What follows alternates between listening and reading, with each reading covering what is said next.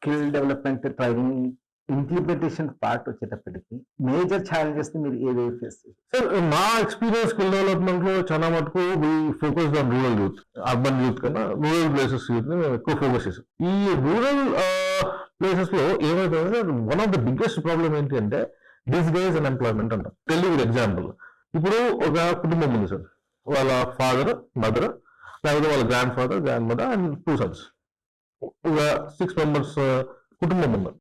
వాళ్ళకు ఒక 5 ఎకరాల పొలం ఉన్నారు. ఇప్పుడు 5 ఎకరాల పొలంలో ఈ నలుగురు పని చేస్తారు, ఫాదర్ మదర్ గ్రాండ్ ఫాదర్. వాళ్ళు 5 ఎకరాలు పని చేసి దాని నుంచి ఒక క్వింటాల్ రైస్ ప్రొడ్యూస్ చేస్తున్నారు అనుకోండి.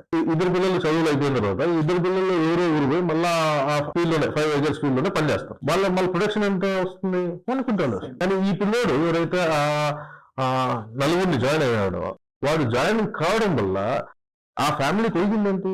ఈ పిల్లడు ఎంప్లాయిడా అన్ఎంప్లాయిడా? ఈజ్ ఎంప్లాయిడ్, పని చేస్తాడు కానీ వారి వల్ల వచ్చిందండి, వారి వల్ల వచ్చిందండి ఇంక్రిమెంటల్ ప్రొడక్టివిటీ ఏం లేదు. ఇప్పుడు మన జిల్లాల్లో మన బిగ్గెస్ట్ ప్రాబ్లం ఏమన్నా ఉంది అంటే ఫ్యామిలీ సోర్స్ ఆఫ్ ఇన్కమ్ పెరగట్లా.